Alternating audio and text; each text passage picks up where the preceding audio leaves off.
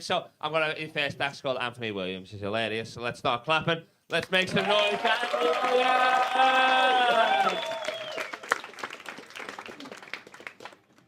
Good evening, Liverpool. How are we doing? Real good. My name's Anthony. I come from a place called West Derby. Do you know it? Yeah, it's quite close to Central Derby. That's where I've come from. I can't believe it's October. Does anybody else feel like this year has just disappeared? It's weird, man. Like, it feels like 5 minutes ago we were back in May and we were showing the world that we could put on an amazing ceremony, you know, with the pageantry and the costumes and the songs. I think probably the best Eurovision we've ever had. I think that's what I think. And we also had the coronation as well. I'm not a huge royalist. I've got to be honest with you. But if we're going to get the odd extra bank holiday out of them, I reckon they can stick around a bit, right? One of them gets married, we get a day off work. One of them dies, we get a day off work. We even got a day off work so they could put a hat on one of them this year. I'm up for that. What I want to know, though, Liverpool, is will we get a bank holiday when they finally catch the sweaty nonce? That's what I want to know. I think we should, right? I think we're missing one, right? We don't have a bank holiday between August and Christmas. Like, the closest thing we've got is Guy Fawkes Night, right? I think put him inside, upgrade that to a full bank holiday, bit of a rebrand, and we could all have the day off for Nonce-Fire Night. What do you think?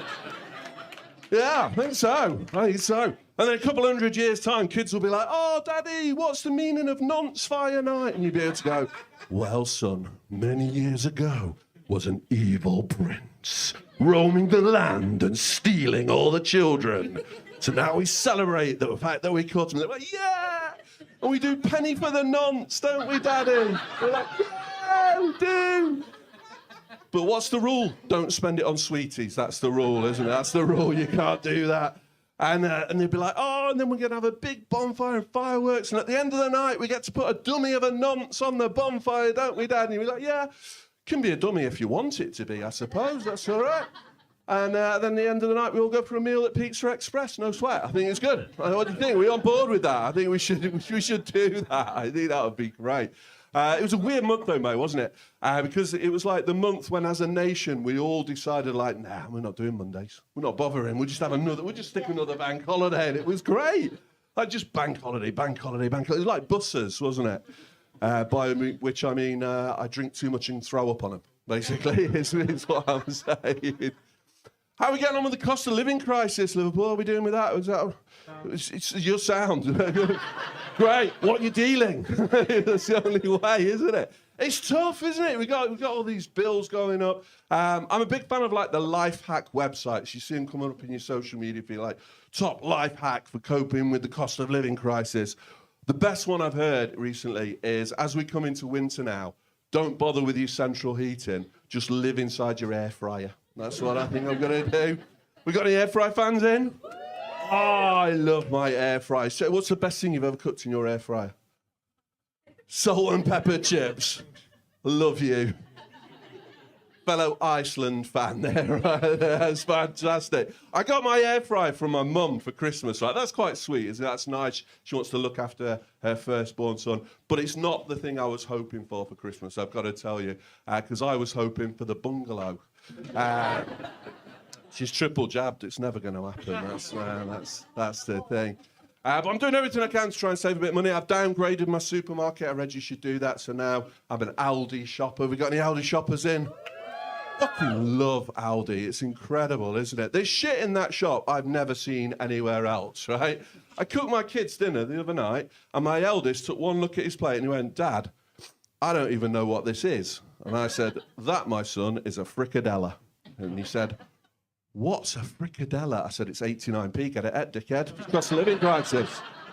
Cost of living crisis." I'll even try and save money, like, on entertainment. Like, did anybody go to Glastonbury this year? I'm going to cheer if you went to Glastonbury this year. A few of you did, right? I decided not to go to Glastonbury this year for a couple of reasons. Like, firstly, imagine if I had gone to Glastonbury and only to find out that the Friday night headliner was just a really shit tribute to the Arctic Monkeys. Yeah.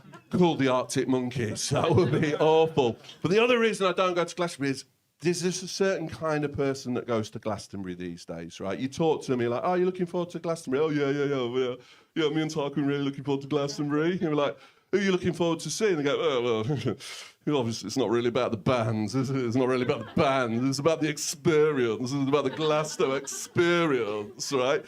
Oh, yeah, because you take music out of a music festival, your experience is living in the third fucking world for 4 days. That's what it is. Only in your case, you're stuck next to some Surrey stockbroker telling you about Tamara and Tarquin's tennis lessons for 4 days whilst shitting in a bucket. That's your experience.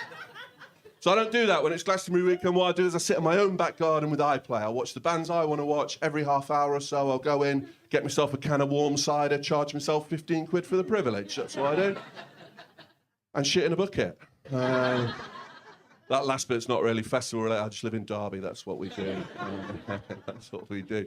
But wait, one exception, right? I will go to one festival every year. It's a festival up in Yorkshire called Trib Fest. I don't know if you've ever heard of it. As the name would suggest, disappointingly for lesbians, it's a tribute festival. Don't Google that at work, by the way. Don't Google that at work. It's a whole festival dedicated to tribute acts, right? And I love it because they just don't give a fuck about lineups at Trib Fest, right? You can be sat there watching Mary Jane does Shania Twain. It didn't impress me much either. And then she'll go off to be replaced by East Yorkshire's finest AC/DC tribute, Highway to Hull. It's incredible. And that is the best thing about tribute acts is the names, isn't it? The names are incredible, right? I've seen some over the years. I've seen Proxy Music. I've seen Bruce Springsteen, who wasn't the boss. He was an assistant manager at best, I've got to be honest. High on Maiden. And I was, which improved the experience no end. Off my face on acid, thinking, how does that octopus play the bass, man? 8 arms, apparently. And I've seen them all through the years. I've seen some incredible acts. My favourite was this year, the Saturday night at Trib Fest. Greatest lineup I've ever seen, right? The opening act comes out. They're an 80s rock tribute act. The singer comes out, grabs the mic, and he goes, Tommy is to work on the dock, union being on strike, now he's sucking cock. They were called Wrong Jovi. They're incredible. They go off. The next act comes on is a pair of identical twins singing, If I Could Turn Back Time, share and share alike. Fantastic.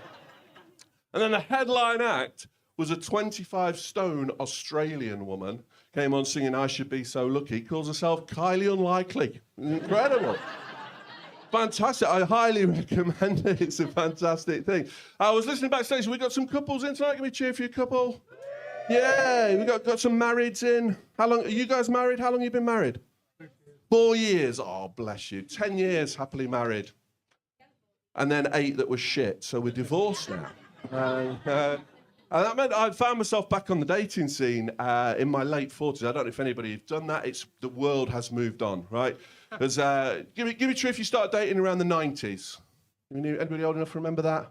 No, you're far too young. Fucking hell, you are as well. Jesus. Right, so in the 90s, right, it's really simple. As a bloke, what you would do, you go to a nightclub on a Friday night, drink 17 bottles of Holston pills, and just wait for the DJ to play Kiss from a Rose by Seal. That's all you had to do. You just hang around the edge of the dance floor and just see what drifted your way. And if nothing happened, kebab, Kleenex, try again next week. That was it. That was the system. It was the system, mate. It was very simple, right? Nowadays, it's all online. It's all on these apps. I find it confusing, right? But I had read an article that said middle-aged women find bald men attractive. So I thought, I'm in here, right? Because you've got your Jason Statham, you've got your Rock, you've got your Bruce Willis, even John Travolta. He's come out as bald recently. I don't know if he's out of the bald closet now. He's going to be on Bald Pride with us next year. I say bald, he's actually bi. He sometimes wears a toupee. But I thought it'd be easy, right? And I got to level with you. I got nothing for a couple of weeks. And I thought, what is going on here? So I checked my profile and I realised, God, look at the state of these photos. They're awful, right?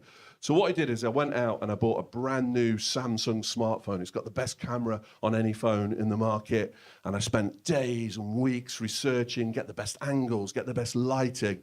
Got to tell you, Liverpool, it has drastically improved the quality of my dick pics. So I got a match recently, and we had one of those intense relationships, I'll leave you with this, where we kind of text each other every day, and we're like, have a lovely day, hope you have a great day. And recently she said, I'm ready to take our relationship to the next level. And I was like, yes, we're going to actually meet each other. And on the night of the date, she rang me up and she said, look, we're about to meet for the first time. I should have told you this a while ago, but I'm telling you now. If you don't want to go through with the date, that's fine. And I said, you can tell me anything. She said, well, okay, I'm expecting a baby. I know. And yet when I turn up at the pub wearing just a nappy, apparently I'm the weird one. I've no idea. So now I'm blocked. And there we go. Guys, you've been absolutely lovely. Have a wonderful rest of your evening. I hope to see you again soon. Cheers. Good night.